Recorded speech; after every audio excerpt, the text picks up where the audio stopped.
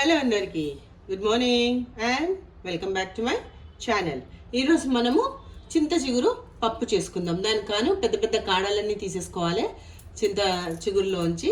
అలానే 10 నిమిషాలు అరగంట ముందు నానబెట్టుకున్న కందిపప్పు, తక్కువలో 10 నిమిషాల ముందన్నా మనం కందిపప్పు నానబెట్టుకోవాలి. కందిపప్పు నానబెట్టుకుంటే గ్యాస్ ఫామ్ కాదు. నానబెట్టుకుని వండితే మాత్రం ఎలాంటి ప్రాబ్లమ్స్ ఉండదు పప్పు తిన్నందుకు. అలానే గుప్పెడు వెల్లుల్లిపాయలు, కారానికి తగ్గ పచ్చిమిరపకాయలు, ఉల్లిపాయ, ఉల్లిగడ్డ మొత్తం ఇలా కట్ చేసుకోవాలి. అట్లనే కరివేపాకు. చూసారు కదా, ఇవన్నీ రెడీ చేసి పెట్టుకుంటే నిమిషంలో మనకి పప్పు రెడీ అయిపోతుంది. ముందుగా ఒకసారి ప్రెషర్ కుక్కర్ తీసుకొని దాన్ని స్టవ్ ఆన్ చేసుకొని ఇది పెట్టేసుకుందాం. కుక్కర్ పెట్టుకున్నాక ఫస్ట్ మనము కందిపప్పు వేసేద్దాం. నానబెట్టుకున్న కందిపప్పు వేసేద్దాం.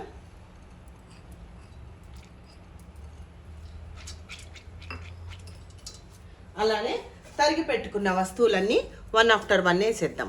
ఉల్లిపాయ ముక్కలు, పచ్చిమిరపకాయలు ఎక్కువ అనుకోవద్దండి, కారం వేయము, ఇదే పచ్చిమిరపకాయలు.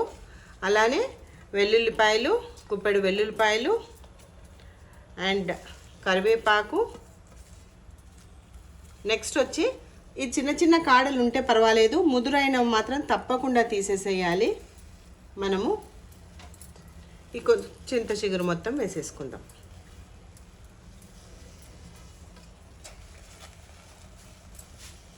ఏదైతే నేను పప్పు తీసుకున్నానో దీంతో పాటు పప్పు తీసుకున్నాను. అందుకోసం చింత చిగురు నీళ్లు కూడా 2 ఇంతలు, అంటే 2 బౌల్స్ వచ్చి నేను దీంట్లో నీళ్లు పోసుకుంటాను. పర్ఫెక్ట్గా అయిపోతుంది. దీంట్లోకి పసుపు వేసుకుందాము. పసుపు, అలానే కొంచెము నూనె కూడా వేసుకుందాము. నూనె వేసుకుంటే ఎక్కువ బయటకి పొంగి రాదు కాబట్టి మనము నూనె ఖచ్చితంగా వాడాలి.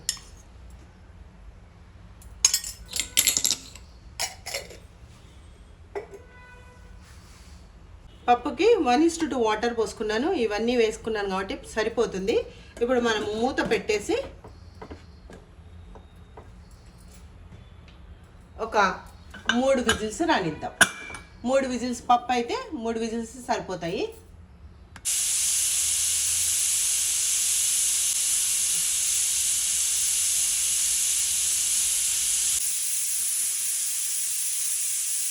ఒక 3 విజిల్స్ వచ్చి ఆవిరిపోయిన తర్వాత మూత తీసేసుకొని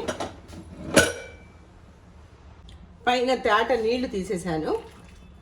ఇప్పుడు మంచిగా ఒక్కసారి గరిటెతో మెదుపుకుంటే సరిపోతుంది.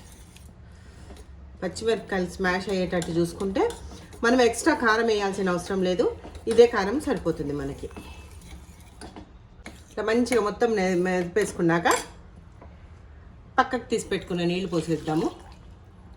నీళ్ళు ఉంటే సరిగ్గా మెదవదు కాబట్టి మనం 3 విజిల్స్కి మంచిగా పప్పు పర్ఫెక్ట్గా ఉడికిపోయిందండి.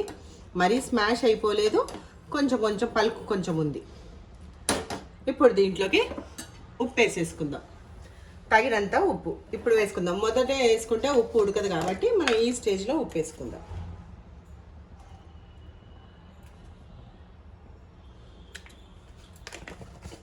ఒక్కసారి ఉప్పు వేసుకున్నాక కదిపేసుకుందాం.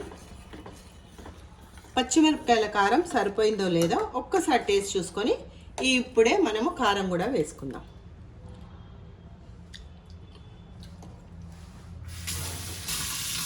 పర్ఫెక్ట్. కొంచెం వేసుకున్నా బాగుంటుంది. అంత కారం కూడా మనకి తక్కువే అయింది. కారం సరిపోలేదు, కొంచెం పడుతుంది. కలర్కి అనుకోండి, కారానికి అనుకోండి, ఒక 1/4 స్పూన్ వేసుకుంటే బాగుంటుంది. సరిపోలేదు, మెయిన్లీ పచ్చిమిరపకాయల కారం సరిపోలేదు. అన్నీ వేసినా కానీ కారం సరిపోలేదు. ఉక్కుమారు కలిపెట్టి మంచిగా ఉడికొచ్చిందంటే నెయ్యి పోపు వేసుకుంటే చాలా బాగుంటుంది. పప్పు ఎక్కువ ఉడకాల్సిన అవసరం లేదండి. మనము కారం వేసాం కదా, కారం వేసినందుకు ఆ పచ్చి వాసన పోయేంత వరకే నేను సిమ్లో పెట్టాను. మంచిగా ఉడికిపోయింది. చూసారు కదా, పచ్చి వాసన కూడా పోయింది. మంచి అరోమా తెలుస్తుంది, చింత చిగురు పప్పు అరోమా మంచిగా తెలుస్తుంది.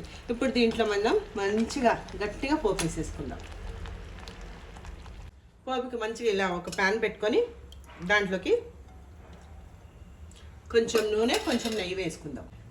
నెయ్యి పోపు చలికాలంలో అంటే గడ్డ కడుతుందని అనుకుంటా, కానీ ఎండాకాలంలో ఏమీ కాదు కాబట్టి కొంచెం దాహం వేస్తుంది, కానీ దీని టేస్టే డిఫరెంట్గా ఉంటుందండి. మొదలు ఒక 4-5 గింజలు మెంతులు వేసుకుందాం.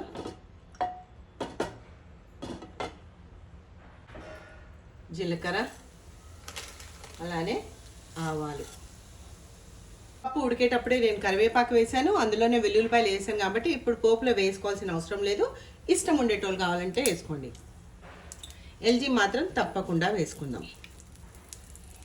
ఒక 5-6 స్క్వీజెస్ అయితే మనకి సరిపోతుంది. ఆహా, ఇది మంచి అరోమా ఇస్తుందండి ఇంగువ.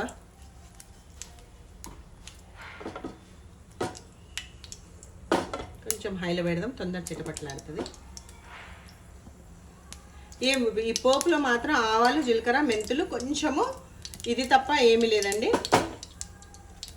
పప్పులోనే పసుపు వేసాము, దీంట్లో కూడా కొంచెం వేద్దాం.